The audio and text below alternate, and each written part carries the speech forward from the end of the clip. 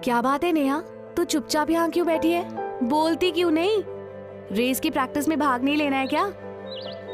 जानती है ना अगले हफ्ते ही स्पोर्ट्स डे है। पता नहीं सोनिया, मेरे साथ क्या हो रहा है, ऐसा पहले कभी नहीं हुआ। क्या पहले कभी नहीं हुआ? क्या बताऊँ तुझे, कल शाम से ये हो रहा है। मुझे अपने आप से घिन आ रही है, लगता है मुझे कोई बीमारी हो गई है। जाने क्या बह रहा है वहां से, मेरा कुछ भी करने को मन नहीं कर रहा। कपड़ों पर भी दाग लग रहे हैं। मैं समझ गई, पर तू परेशान क्यों होती है? ये तो सब लड़कियों के साथ होता है इस उम्र में। सबके साथ होता है? तो क्या तेरे साथ भी? हाँ, 3 महीने पहले मुझे भी ये शुरू हुआ था, तब से हर महीने होता है। क्या तुझे ये सब अजीब नहीं लगता? क्या तुझे चिंता नहीं होती? नहीं, बिल्कुल नहीं होती। तू कहेगी तो क्या मैं तेरी बात मान लूंगी? अच्छा ठीक है, मेरी बात नहीं मानेगी पर दीदी की बात तो मानेगी ना। कौन सी दीदी? वर्ल्ड विजन संस्था की दीदी। तो उन्होंने तुझे ये सब बताया? मुझे ही नहीं, बस्ती की कई लड़कियों को उन्होंने बताया है इस बारे में। तू भी दीदी के पास चल, वो तो बहुत अच्छी हैं, सबसे प्यार के साथ बात करती हैं। तो वो मेरी चिंता दूर कर देंगी? हाँ, तू चल तो सही मेरे साथ। मैं अपनी माँ के साथ चलूंगी। हाँ, चाची जी को भी ले आना। शाम को मैं भी मिलूंगी तुम्हें दीदी के दफ्तर में।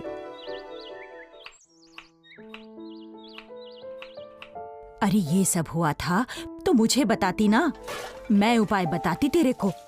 बोल, मुझसे क्यों नहीं कहा?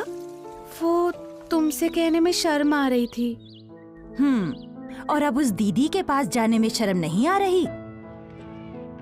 वो तो सोनिया ने मुझसे कहा कि दीदी इस बारे में पूरी जानकारी देंगी।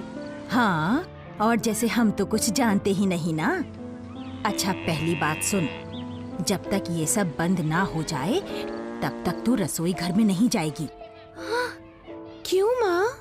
अरे इन दिनों इस बात की सावधानी रखी जाती है। अरे क्या हुआ मधु भाभी, नेहा रसोई घर में क्यों नहीं जाएगी? अरे आओ बेला, आओ बैठो, बताओ तो हुआ क्या?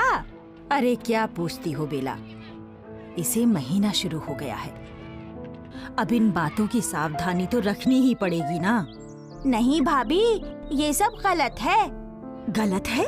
हाँ भाभी, वर्ल्ड विजन की दीदी द्वारा दी गई जानकारियों ने मेरी सोच और जीवन बदल दिया है। अरे उन्हीं दीदी के पास जाने के लिए तो नेहा भी कह रही थी मुझसे। तो फिर मान लो ना इसकी बात, जानकारी लेने में कोई हर्ज नहीं है। तुम आज शाम को ही नेहा को साथ ले जाकर दीदी से मिल लो। तो ठीक है नेहा, हम शाम को जरूर चलेंगे तुम्हारी दीदी के पास।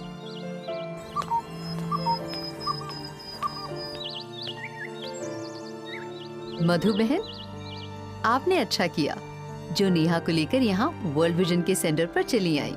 इसके लिए भी मुझे नेहा ने ही तैयार किया है दीदी। हाँ, मुझे नेहा के बारे में सोनिया ने बताया है। नेहा जैसी लड़कियों को इस बारे में सही जानकारी होना बहुत जरूरी है। मुझे तो इसने कुछ बताया ही नहीं। तो आप ही पहले नेहा को बता देती इस बारे में, ताकि ये बेकार की परेशानी और चिंता में नहीं पड़ती। तो क्या मुझे पहले बता देना चाहिए था? हाँ मधु बहन, लड़की जब किशोरावस्था में आती है तो माँ या फिर बड़ी बहन का फर्ज होता है कि वो उसे माहवारी के बारे में बताए, उसे मानसिक रूप से इसके लिए तैयार करे, ताकि वो इसे सामान्य रूप से स्वीकार करे और किसी उलझन या तनाव में ना पड़े।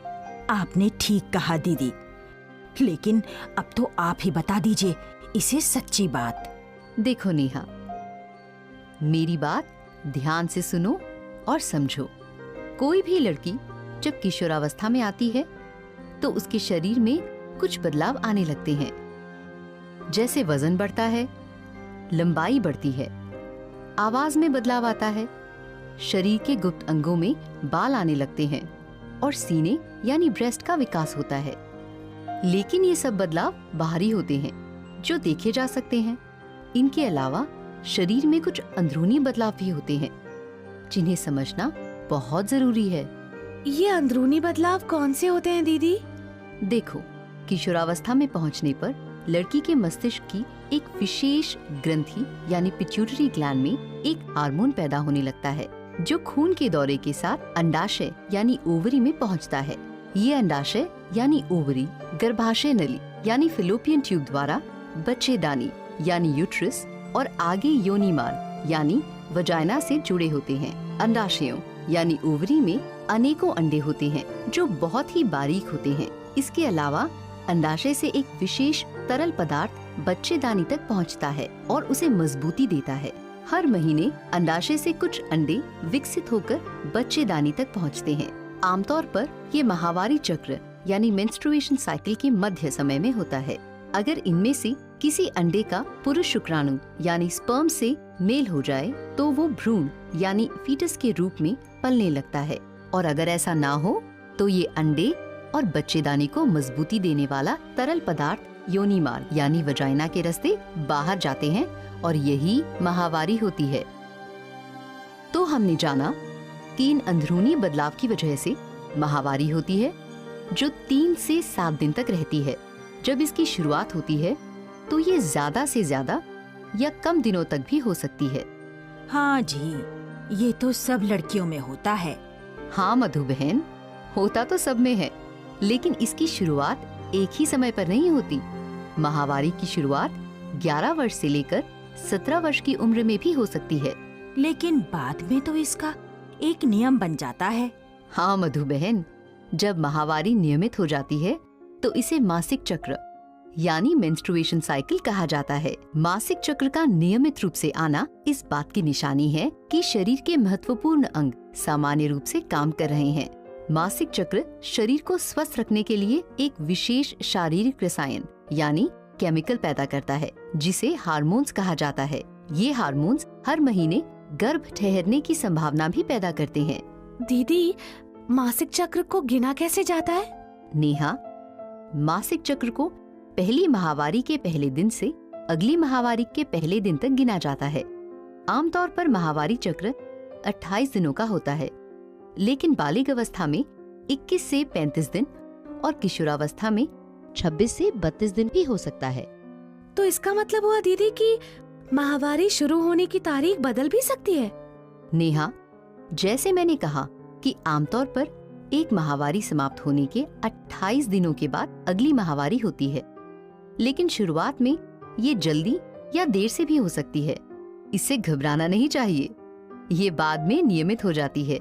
इसके लिए अच्छा होगा कि हर लड़की अपनी माहवारी का एक कैलेंडर रखे ताकि माहवारी के समय और इसके दिनों का ख्याल रखा जा सके। ऐसा करने से यदि मासिक चक्र में कोई असामान्य बदलाव आता है तो हम डॉक्टर से जांच करा सकते हैं। तो हमने जाना कि माहवारी तुम्हारे स्वस्थ विकास की निशानी है। ये एक सामान्य बात है और इससे ना तो घबराने की जरूरत है और ना शर्मसार होने की। दीदी, माहवारी आने का ये मतलब भी तो होता है कि लड़की अब माँ बन सकती है। हाँ, लेकिन इसका ये मतलब नहीं है कि माहवारी शुरू होते ही लड़की की शादी कर दी जाए। किसी भी लड़की की शादी 18 साल से पहले नहीं करनी चाहिए। 18 साल के बाद ही एक लड़की शारीरिक और मानसिक रूप से तैयार होती है शादी के लिए। समझ गई दीदी, मैं तो ऐसा कभी नहीं करूँगी। हाँ दीदी, क्या मुझे अब लड़कों से दूर बैठना चाहिए? वो क्यों नेहा? कहीं किसी लड़के ने मुझे छू लिया और मैं माँ बन गई तो? ये गलत है।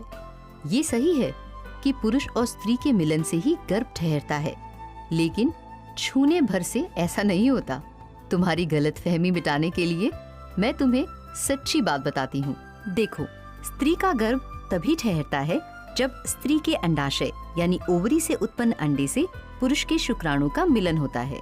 ये मिलन अंडाशय नली यानी फिलोपियन ट्यूब में होता है और स्त्री पुरुष द्वारा परस्पर सहवास करने से होता है।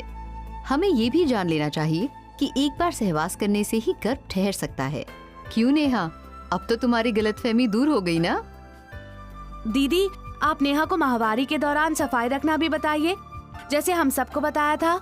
हाँ नेहा, माहवारी के दौरान सफाई रखना भी बहुत जरूरी है, नहीं तो कोई संक्रमण यानी इन्फेक्शन होने का खतरा रहता है। इस बारे में तुम्हारी माताजी को भी ध्यान रखना चाहिए।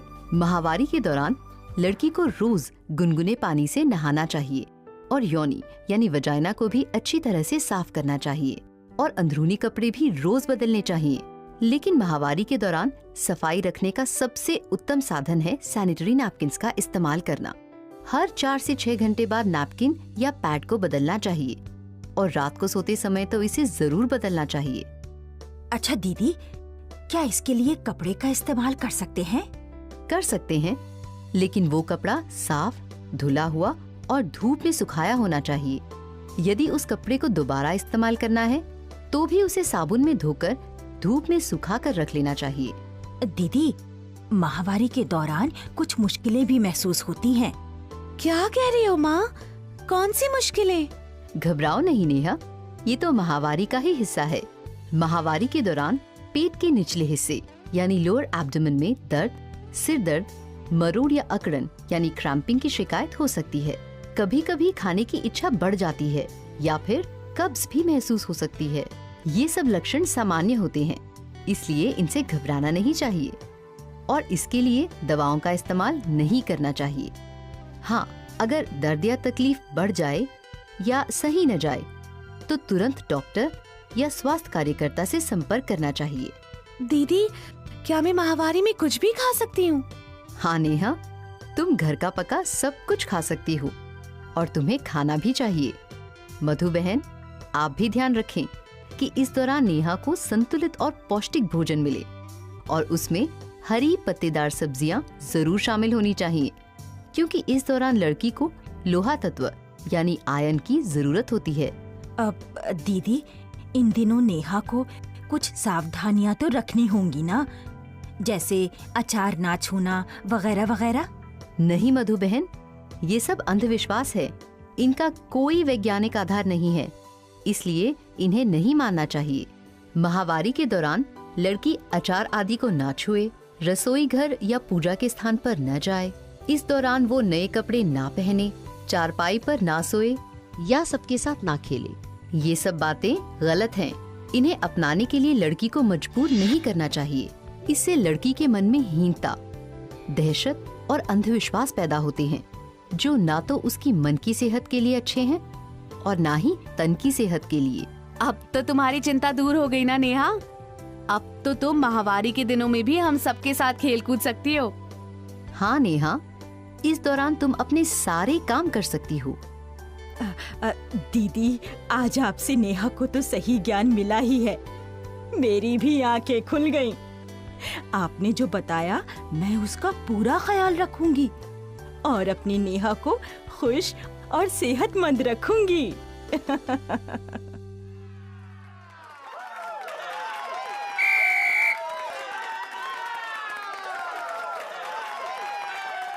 मेरी नेहा का मन बदला, जीवन बदला, सेहत और खुशियां उसकी साथी बनी। अब पढ़ाई हो या खेलकूद, वो हमेशा आगे रहती है। सच ही तो है, सही बातों की जानकारी लड़कियों के लिए कितनी अनमोल होती है।